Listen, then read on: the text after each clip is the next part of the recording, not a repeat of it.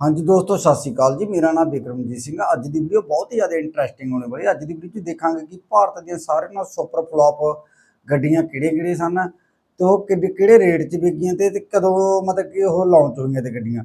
आओ आप वीडियो राही बने रहने, वीडियो में देखियो भी किहड़ियां गड्डियां फ्लॉप हुई ते किहड़ियां ना। लो जी वीडियो स्टार्ट है। राम राम दोस्तों, आज की वीडियो में उन 10 गाड़ियों की बात करेंगे जो अपनी बदकिस्मती की वजह से इंडियन इतिहास की सबसे बड़ी फ्लॉप कारें साबित हुई है। तो चलिए वीडियो को स्टार्ट करते हैं। एंड अभी तक आपने चैनल को सब्सक्राइब नहीं किया है तो प्लीज सब्सक्राइब जरूर से कर लेना, क्योंकि यहाँ जानकारी मिलती है जरा हटके। तो हमारी वीडियो की पहली गाड़ी है ओपल वेक्ट्रा, जो एक जर्मन मैन्युफैक्चर एक लग्जरी सेडान कार रही है, जिसमें 2198 सीसी पेट्रोल इंजन ही देखने को मिला।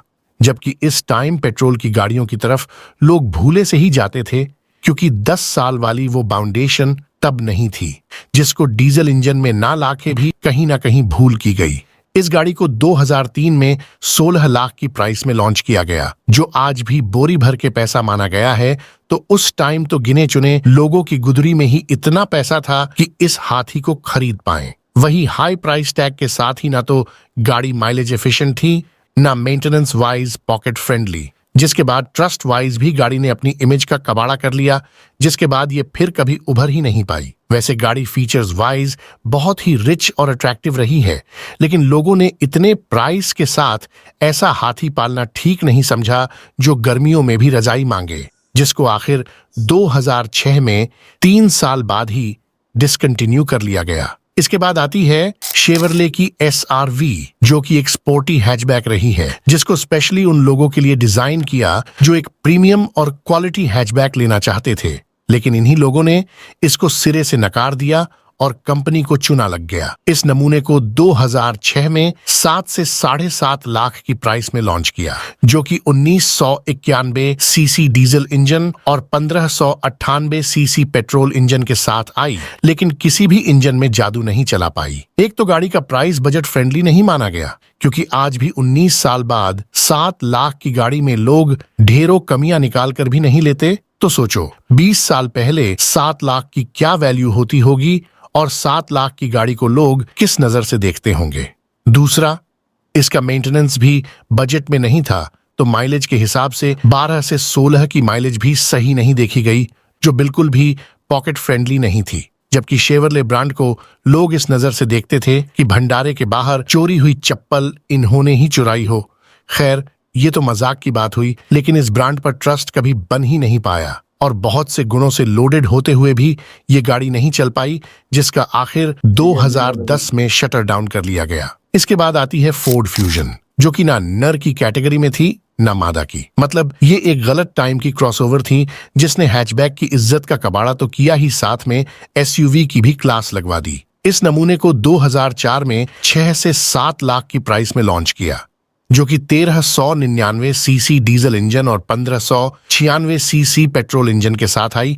लेकिन किसी भी इंजन में कमाल नहीं कर पाई, जिसका मेंटेनेंस तो हाई था ही, साथ में माइलेज के हिसाब से भी लेने वालों के लिए आउटगोइंग कॉल थी, जो बिल्कुल भी पॉकेट फ्रेंडली नहीं थी, जिसको लेने के बाद आपके पैसों की आउटगोइंग स्टार्ट हो जाती थी। क्योंकि जब तक इंडियन को किसी भी गाड़ी में बेटर माइलेज नहीं दिखता, उनको वो गाड़ी भी नहीं दिखती, भले ही कितनी भी प्रीमियम क्यों ना हो।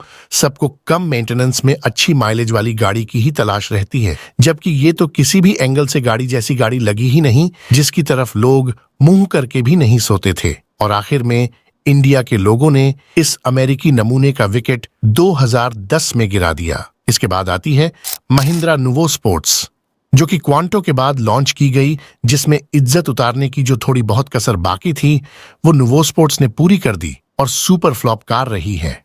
ये भी एक गलत टाइम की क्रॉसओवर थी, जिसने अपनी लुक से बहुत से लोगों को सोने नहीं दिया। इस नमूने को 2016 में 7 से 10 लाख की प्राइस में लॉन्च किया गया, जो कि 1493 सीसी डीजल इंजन के साथ आई और डीजल इंजन होने के बाद भी अपनी बराबर बेइज्जती कराई, जिसके इस बिटोड़े से लुक को लोगों ने घास तक नहीं डाली। जबकि इस गाड़ी का ड्राइविंग डायनामिक्स भी इतना खराब माना गया, जिसके आगे बैलगाड़ी की सवारी भी अच्छी लगी। इस अटपटी गाड़ी ने महिंद्रा की वो बेइज्जती कराई कि BS6 नॉर्म्स के बहाने से गाड़ी को चोरी छुपे 2020 में पीछे के दरवाजे से निकलवा दिया। इसके बाद आती है टाटा बोल्ट, जो कि इंडिका विस्टा प्लेटफॉर्म पर बेस्ड गाड़ी रही है, लेकिन जो रिस्पेक्ट इंडिका गाड़ी की देखी गई, बोल्ट गाड़ी ने उस इज्जत की सारी धोती खोल दी, जिसको अट्रैक्टिव बनाने के चक्कर में अजीब बवाल ही बना दिया, जिसका नाम भी सही से शूट नहीं करा। टाटा ने इस जुगाड़ को 2015 में 4.5 लाख की प्राइस में लॉन्च किया, जो कि 1248 सीसी डीजल इंजन और 1193 सीसी पेट्रोल इंजन के साथ आई और दोनों इंजन में टाई फिस हो गई, जिसकी माइलेज तो ठीक ठाक थी, लेकिन गाड़ी वाली वो फील मिसिंग थी जिसके लिए गाड़ी खरीदी जाती है। वैसे ये गाड़ी बजट फ्रेंडली और डिसेंट स्पेस के साथ आती थी, लेकिन उतनी पसंद नहीं की गई कि इंजीनियरों की सही दिहाड़ी निकाल पाए। ऊपर से टियागो को लेकर टाटा भी कुछ ज्यादा ही एक्साइटेड थी कि बोल्ट का छोटा सा बोल्ट तक चेंज करने के मूड में भी नहीं दिखी, तो पब्लिक भी बोल्ट को लेकर कोई खास इंटरेस्टेड नहीं दिखी एंड स्पेयर पार्ट्स जैसे नाम वाली इस गाड़ी को 2019 में मार्केट से गायब कर लिया गया। इसके बाद आती है फोर्ड की मोंडियो, जो कि एक प्रीमियम सेडान रही है, जिसका सीधा सीधा मुकाबला होंडा अकॉर्ड और हुंडई सोनाटा जैसी पावरफुल गाड़ियों से रहा है।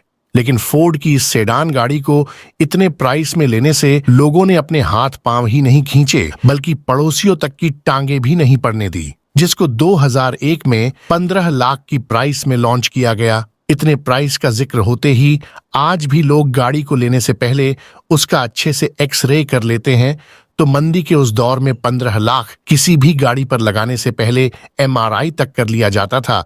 फिर ये गाड़ी कैसे सक्सेसफुल हो पाती, जिसको हाई प्राइस्ड होने की वजह से ओवर प्राइस्ड गाड़ियों का टैग मिल चुका था, और फिर लोगों ने इस गाड़ी को अपनी लाइफ से तड़ी पार कर दिया, जो कि 2 लीटर पेट्रोल और डीजल इंजन के साथ आई।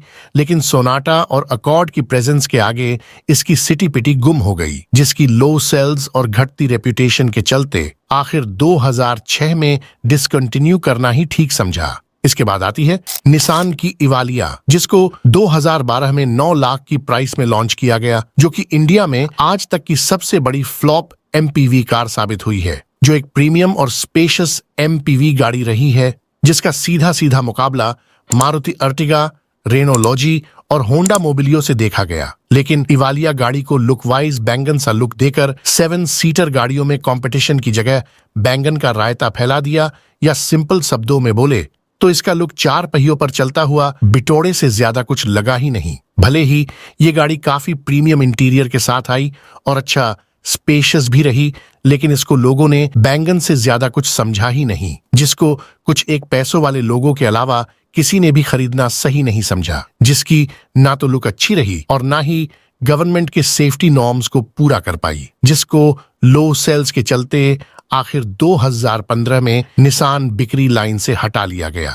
इसके बाद आती है डटसन गो प्लस, जिसको 2014 में 4 से 7 लाख की प्राइस में लॉन्च किया गया। इस गाड़ी को as a affordable MPV launch किया गया था, लेकिन जब तक बम में दम ना हो, सीटें बढ़ाने से कोई भी 7 सीटर नहीं बनती, क्योंकि ये गाड़ी डटसन को खींच कर ही 7 सीटर करी गई, जबकि डटसन की दुकान तो खुलने से पहले ही बंद हो चुकी थी। तो इस जबरदस्ती की 7 सीटर को कौन खरीदता? किसी भी एंगल से ये 7 सीटर सेगमेंट की गाड़ी लगी ही नहीं।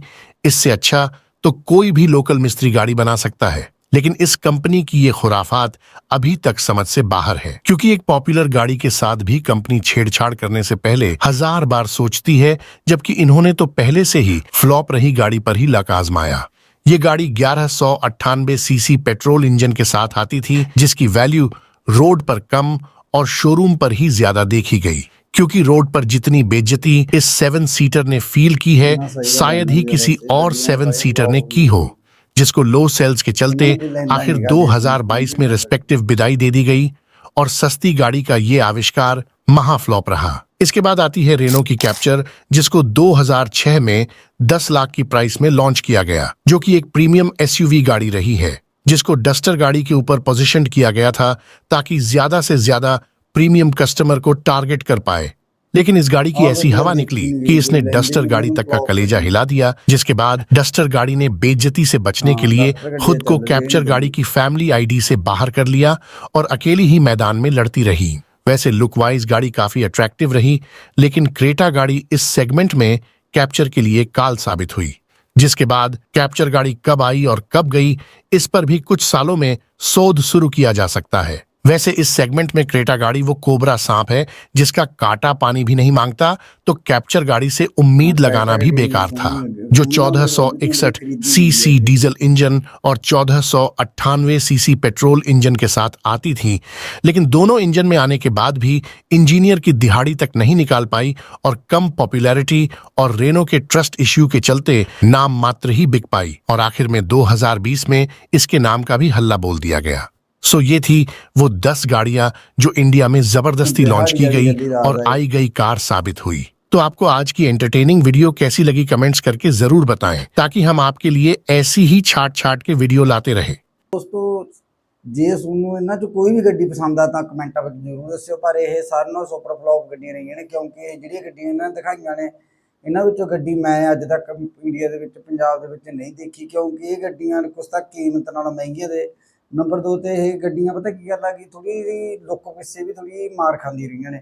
ਫੋਰਡ ਗੱਡੀ ਵੀ ਲੁੱਕ ਪਿੱਛੇ ਮਾਰ ਖਾਂਦੀ ਰਹੀ ਹੈਗੀ, ਕਰੈਟਾ ਗੱਡੀ ਜਿਹੜੀ ਹੁਣ ਅੱਜ ਦਿਖਾ ਗਿਆ ਦੀ ਵੀ ਗੱਡੀ ਤੇ ਵਿੱਚ ਹੋਰ ਜੀ ਵੈਗਨ ਗੱਡੀ, ਉਹ ਕਿਉਂਕਿ ਇੰਨੀ ਚੱਲੀ ਨਹੀਂ ਗੱਡੀ ਇੰਨੀ, ਜਿੰਨੀ ਵੀ ਕਦੇ ਲੋਕਾਂ ਨੇ ਇਹਦੇ ਤੇ ਪੈਸੇ ਹੀ ਨਹੀਂ ਲਾਏ ਹੈਗਾ। ਵੀਡੀਓ ਚੰਗੀ ਲੱਗੀ ਤਾਂ ਸ਼ੇਅਰ ਕਰ ਦਿਓ, ਚੈਨਲ ਨੂੰ ਕਰ ਲਓ ਸਬਸਕ੍ਰਾਈਬ। ਥੈਂਕ ਯੂ, ਜੈ ਹਿੰਦ, ਕਰੈਕਟ।